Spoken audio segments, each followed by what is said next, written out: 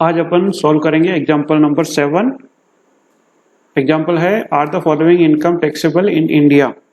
क्या निम्नलिखित आय या इनकम्स भारत में टैक्सेबल है या नहीं है, इसको अपने को थोड़ा क्लियर करना है। जिसमें फर्स्ट पॉइंट है a person has a book shop in London, he purchases books from Jaipur and sells them in London. During the previous year 2019-20 he earned 5,000 pound in respect of books purchased from Jaipur। एक व्यक्ति की London में पुस्तकों की दुकान है, वह भारत से पुस्तकें खरीदता है तथा उसकी बिक्री लंदन में करता है।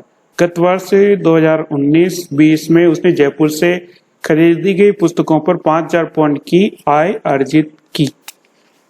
इसको अपन क्लियर करते हैं कि यदि क्रय विक्रय का व्यापार हो तथा कोई उत्पादन कार्य नहीं किया जाए तो लाभ या प्रॉफिट उस देश में उपार्जित होगा जहां विक्रय संपन्न होता है।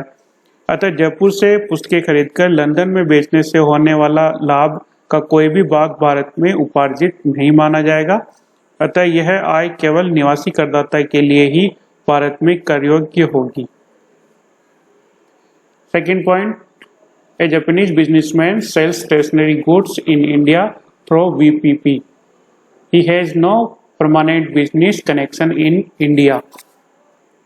जापान का एक व्यापारी भारत में VPP से स्टेशनरी का सामान बेचता है, उसका भारत में कोई स्थायी व्यावसायिक संबंध नहीं है। इसको क्लियर करते हैं। सेकंड पॉइंट को, भारत में VPP से माल खरीदने पर विक्रय भारत में संपन्न होता है। VPP से विक्रय हो रहा है तो जो विक्रय संपन्न भारत में ही होगा, क्योंकि क्रेता को माल के स्वामित्व का हस्तांतरण VPP का मूल्य चुकाने पर प्राप्त होता है। जब VPP से कोई माल बेचा जाता है तो जब VPP प्राप्त होता है उस टाइम पे पेमेंट किया जाता है। ठीक है, तो माल का हस्तांतरण या स्वामित्व का हस्तांतरण VPP का मूल्य चुकाने पर प्राप्त होता है।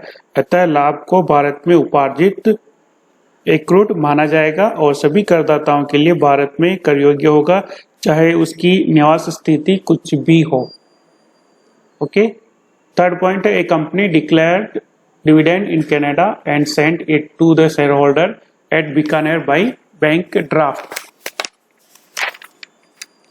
कनाडा में एक कंपनी ने लाभांश की घोषणा की तथा बीकानेर के एक अंशधारी को उनका लाभांश बैंक ड्राफ्ट द्वारा भेजा गया। थर्ड पॉइंट क्लियर करते हैं इसको। बीकानेर के अंशधारी को लाभांश भारत में प्राप्त हुआ है, अतः सभी श्रेणी के करदाताओं के लिए कर योग्य होगा, चाहे उसका निवास स्थान कैसा भी हो।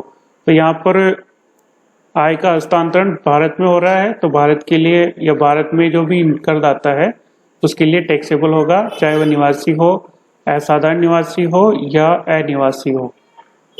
Next point, A non resident company purchased goods in India for the purpose of export and thereby earn profit. एक अनिवासी कंपनी निर्यात करने के उद्देश्य से भारत से या भारत में माल क्रय करती है तथा उसका लाभ कमाया जाता है। तो भारत से माल कंपनी द्वारा खरीदा जाता है और एक्सपोर्ट के उद्देश्य से माल खरीदा जा रहा है। फोर्थ पॉइंट को क्लियर करेंगे। इसमें धारा 9(1) के स्पष्टीकरण के अनुसार यदि निर्यात के लिए भारत में कोई माल क्रय किया जाए तो वह लाभ भारत में उपार्जित नहीं माना जाएगा और अनिवासी कंपनी के लिए कर योग्य नहीं होगा। तो अनिवासी कंपनी के लिए टैक्सेबल नहीं है ये income. Next point, fifth, the government of India pay salaries $50,000 to a non resident for the services rendered by him in USA। एक भारत सरकार एक अनिवासी को उसके द्वारा संयुक्त राज्य अमेरिका में दी गई सेवाओं के लिए $50,000 का भुगतान करती है। तो इसको देखते हैं अपन। सामान्यतः वेतन की आय उस स्थान पर उपार्जित होती है जहां सेवाएं दी जाती है, परंतु सेक्शन 9 धारा 9 के अनुसार भारत सरकार द्वारा भारत के नागरिक को भारत के बाहर दी गई सेवाओं के लिए दिया गया वेतन भारत में उपार्जित माना जाता है। अतः वेतन पाने वाला अनिवासी यदि भारत का नागरिक है तो आय भारत में उपार्जित मान ली जाएगी तथा कर योग्य होगी, अन्यथा नहीं। तो वह जो नागरिक भारत का होगा जिसे भारत सरकार द्वारा यूएसए में कार्य करने के लिए $50,000 का पेमेंट किया गया है, यदि वह भारत का नागरिक होगा तो उसे टैक्स देना होगा और यह है जो इनकम है वो भारत में उपार्जित कहलाएगी।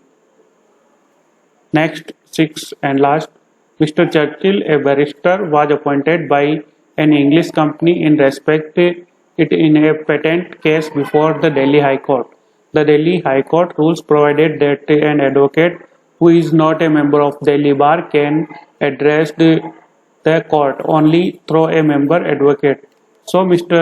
Lalit Gupta, a member of Delhi Bar, was appointed to be the advocate on record for a fee of rupees 10,000 for this purpose. Sri Lalit Gupta briefed Mr. Churchill regarding Indian precedent related to case. Mr. Churchill received in England a fees of £25,000 from the company. England की एक company ने barrister Shri Churchill को दिल्ली उच्च न्यायालय में किसी patent से संबंधित विवाद की पैरवी के लिए नियुक्त किया। उच्च न्यायालय के नियमों में यह प्रावधान है कि ऐसा कोई भी अधिवक्ता जो उस बार का सदस्य नहीं है केवल बार के सदस्य अधिवक्ता के माध्यम से ही प्रस्तुत कर सकता है। अतः ललित गुप्ता को 10,000 रुपए की फीस पर इस आशय के लिए अधिवक्ता नियुक्त किया गया। श्री ललित गुप्ता ने श्री चर्चिल को विवाद से संबंधित भारतीय संहिताओं के संबंध में जानकारी दी। श्री चर्चिल को इंग्लैंड में उस कंपनी से 25,000 पाउंड शुल्क के रूप में प्राप्त हुए।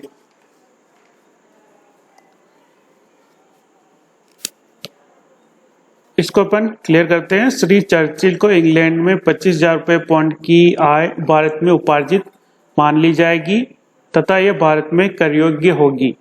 श्री चर्चिल ने यह आय भारतीय अधिवक्ता श्री ललित गुप्ता के सहयोग से कमाई है। अतः दोनों अधिवक्ताओं में पेशा संबंधी प्रोफेशन संबंधी संबंध है। इसमें एक केस है वरेंद्र प्रसाद राय बनाम आयकर अधिकारी के मुकदमे में सर्वोच्च न्यायालय द्वारा दिए गए एक निर्णय के अनुसार व्यापारिक संबंधों में पेशा संबंधी संबंध भी शामिल होते हैं।